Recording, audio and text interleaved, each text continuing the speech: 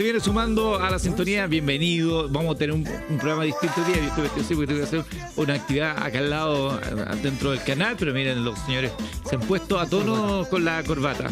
Oiga, don Eduardo Labarca, le hemos pedido que estuviera más temprano porque, y perdonen la autorreferencia de lo que vamos a comentar, pero esto tiene que ver conmigo y tiene que ver también con la situación que me tocó vivir ayer. No es la primera vez, pero siempre es desagradable que a través de redes sociales lleguen amenazas y amenazas de muerte, así que pueden ser más evidentes o más veladas, pero al final del día tiene que ver con eso. Y esto surge porque ayer, viendo una publicación que me hicieron llegar en X, alguien ponía, este era el escenario que planteaba un usuario, si hubiera una situación de dictadura, ¿a quién fusilarías?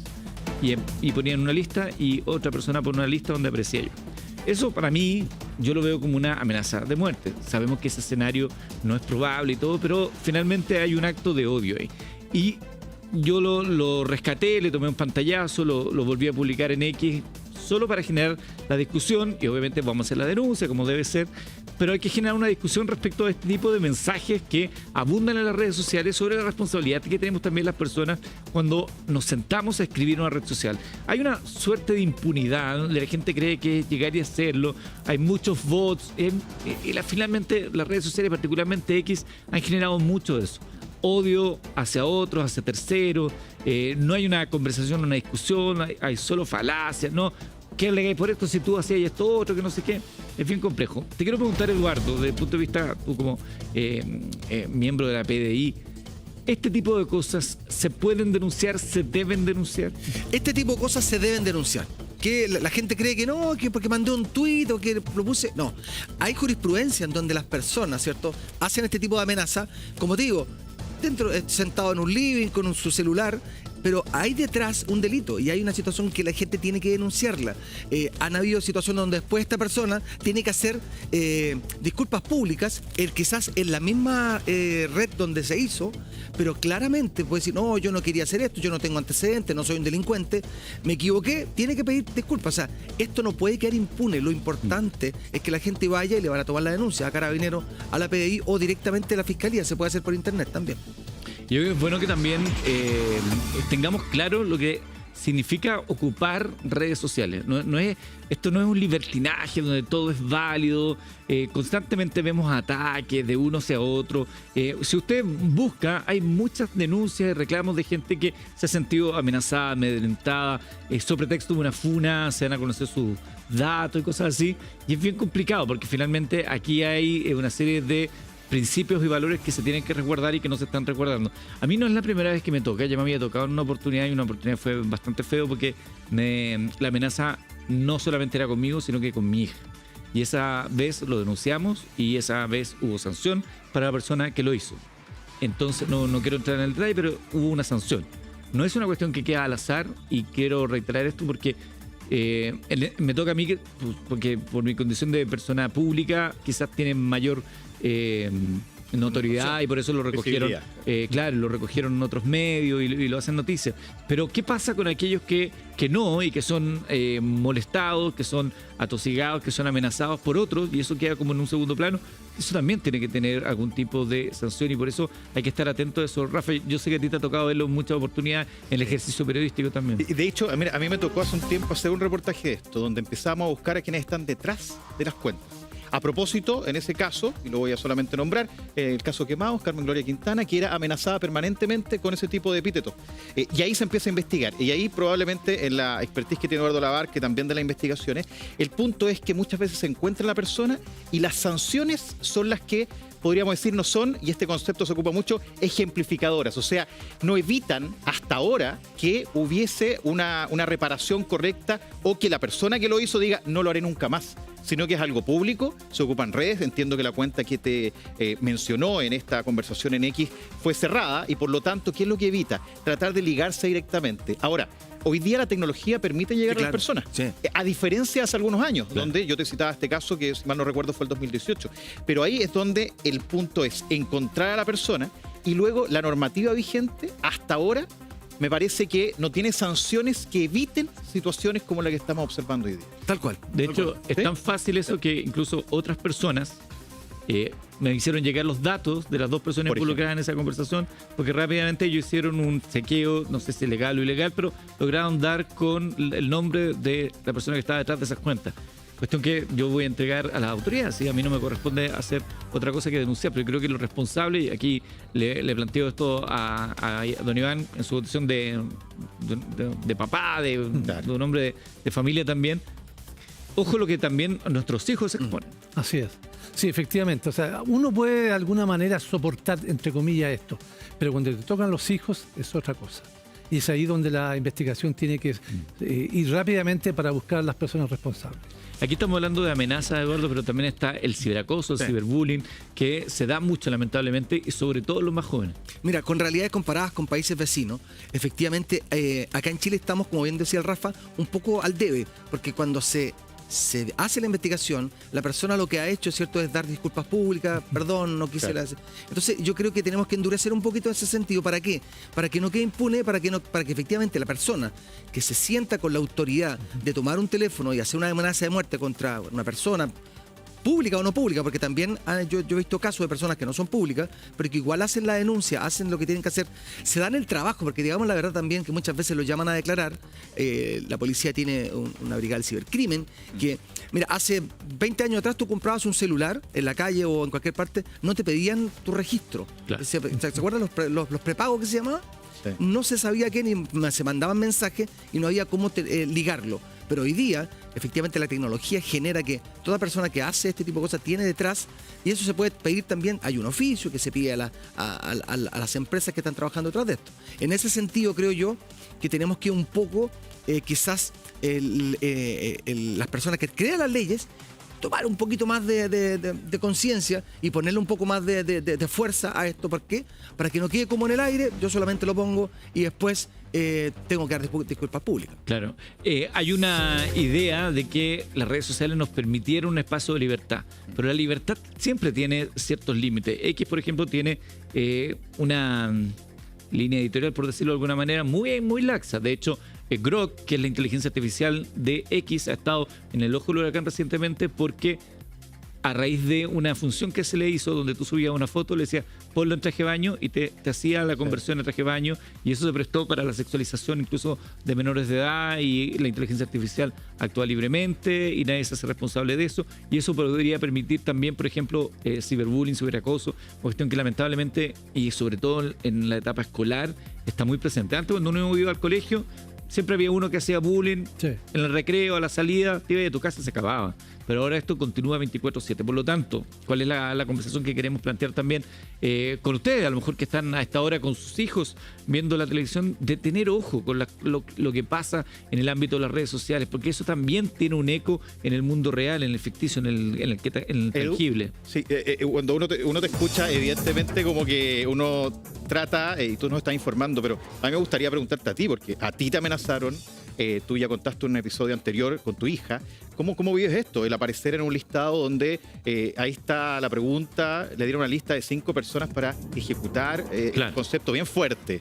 Dice, O sea, aparecen varias personas. si hubiese Ah. dictadura y les dieran una lista de 5 personas para ejecutar, porque sí, ¿quiénes serían sus ajusticiados? Y ahí Para aparece. ejecutar, un patíbulo. Eso es lo que están proponiendo. ¿A quién Muerto. ponemos sobre la pared para dispararle? Ese es el escenario que plantea. Claro. Por muy ridículo, ficticio que no va a ocurrir, pero de todas maneras es un escenario que te obliga a pensar en a quién vamos a asesinar. Ese es básicamente lo que plantea. A mí personalmente este tipo de cosas miedo no me dan para nada, porque yo sé que en general los que hacen esto son cobardes que se esconden detrás de un teclado, que lamentablemente parece que a través de eso sus frustraciones las canalizan. Es como el marco en el cual se da este tipo de ataques. Yo jamás he tenido algún tipo de mensaje mala onda en la vida real, digamos, en el mundo real. Al contrario, conmigo la gente es súper cariñosa en todos lados, donde voy me reciben bien. Tengo amigos en todos los rincones a los que voy del país, y donde voy me traigo siempre muy buenos afectos. Tengo una muy buena relación con las personas.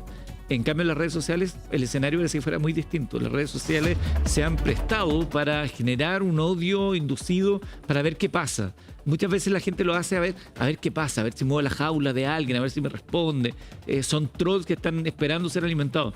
pero eso no puede ser el pretexto o la justificación para entender esto que son mensajes de odio. Yo creo que todas las personas que están mencionadas aquí, al menos, Rafael Araneda, Giorgio Jackson, Naya Fácil, Joaquín Lavín, Marcelo Díaz, Francisco Vidal, Gaspar Rivas, Maite Orsini y María Godoy, que es la María Luisa Godoy, deberían también sumarse en términos de denunciar este tipo de cosas, porque ellos están tan individualizados como yo en ese supuesto patíbulo de ese usuario llamado invasor, un hombre de San Felipe, lo voy a dejar ahí nomás. Entonces yo creo que tenemos que tener conciencia de lo que estamos haciendo, lo que no estamos haciendo, lo que estamos diciendo, lo implícito, porque también insisto con este punto, y por eso me parece relevante que usted también en su casa lo pueda hablar con sus hijos. Sus hijos hoy día pueden tener acceso a un tablet, a un celular, a mayor o menor edad, uno cuida mucho eso, y se van a exponer a esto y a otros contenidos más que no deberían estar viendo en su niñez. Por lo tanto, también tenemos una responsabilidad como padres de enseñarle a nuestros hijos los límites de las comunicaciones a través de redes sociales, con quién se conectan cuando se meten a jugar en juegos virtuales, etcétera. Hay que tener mucho cuidado con eso. Es un desafío diario también para los papás. Ahí, Eduardo, me imagino que hay una serie de directrices que se establecen para los padres respecto al uso de dispositivos electrónicos. Sí, también hoy día se está viendo que la responsabilidad de los padres, que no solamente cuando los hijos adolescentes cometen algún tipo de error o delito, también está hoy día la responsabilidad de los padres. En ese sentido, nosotros como padres no tenemos que solamente ver en el lado de la víctima, sino que también pensar que muchas veces nuestros hijos son aquellos victimarios que están realizando este tipo de situaciones, con compañeros o con algún tipo de profesor. Ha pasado mucho. Entonces, yo creo que de una otra manera estas personas, ¿cierto?, se valen de este tipo de redes porque no son capaces de decirlo, porque decirlo personalmente. Antiguamente, como tú lo decías, en el colegio había una pelea, listo, se acababa, pero hoy día se esconden, son cobardes, personas que se esconden detrás de cuentas muchas veces falsas, muchas veces no con el nombre de verdad. Entonces, aquí es importante, hay que hacer la denuncia llega y tiene que haber sanción. No puede volver a pasar este tipo de cosas. Y qué pena que además una plataforma como X, yo tengo una cuenta en X del año 2007, siempre se habla en X, en esa época de Twitter, que eran súper poquitos los que hablábamos entre nosotros, se hacían reuniones en los cafés, todo el cuento, que fue derivando a un sumidero de mala onda, de discusiones, y hay toda una discusión filosófica e intelectual hoy en día.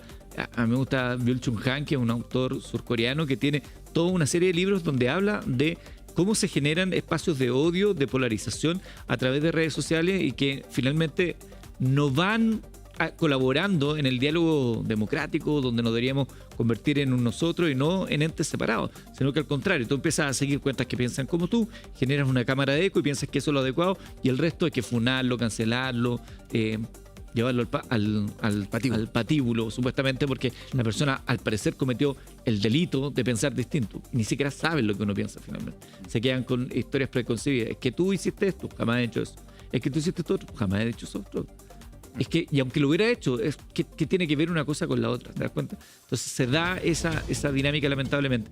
Oye, y en ese reportaje que tú hiciste, Rafa, sí, ¿qué otra cosa te quedó de buscar, indagar en aquello? Sí, bueno, parte con este caso que es bien dramático, diría yo, a propósito del caso Quemado, pero dentro de eso, cuando uno empieza a buscar quiénes están detrás, porque finalmente el objetivo del reportaje, que se llama Psicópatas Virtuales, a propósito de un concepto que hace algunos años era novedoso, hoy día, mirándolo a la distancia, había, por ejemplo, y lo voy a comentar porque fue parte de los testimonios, una comediante que ocuparon, tú lo mencionaste al pasar, el cuerpo de una persona que estaba desnuda con su rostro.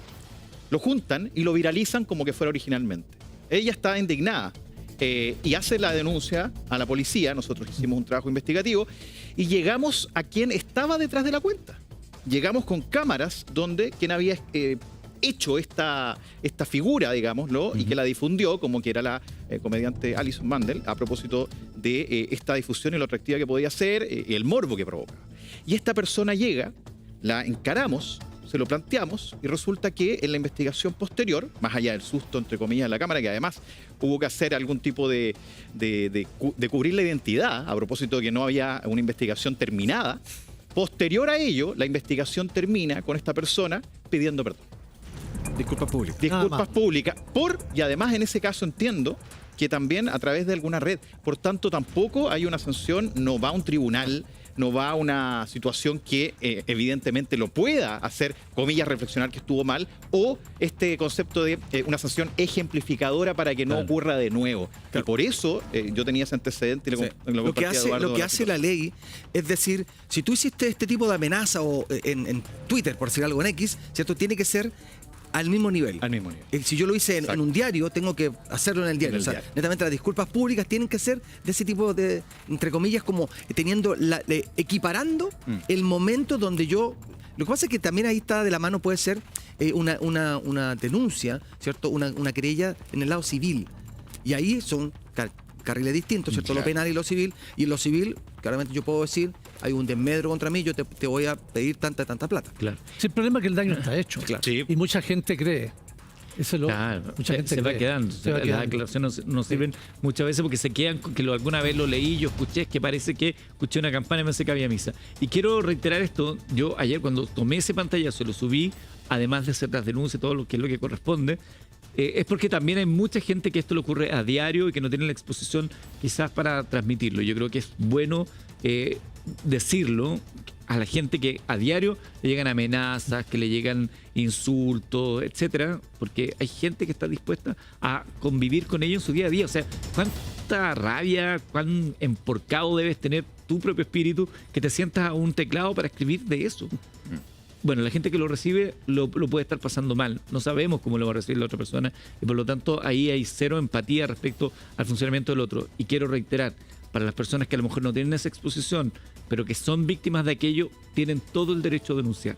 Tienen todo el derecho a denunciar porque no puede ser natural, no puede ser razonable ni cotidiano que a usted, sea quien sea, lo amenacen de esa manera o lo insulten o lo pasen a llevar o menoscaben su dignidad suya o de su familia. No es necesario ser una persona conocida, no es necesario estar en los medios para poder hacer ese tipo de denuncias. Yo se lo digo con mucho cariño porque tenemos que de alguna manera también tomar carta al asunto y defendernos de aquello. Dicho eso, muchas gracias por el espacio. 8 con 26 minutos, 8 de la mañana y 27 minutos. Oiga, don Iván, Sí, señor.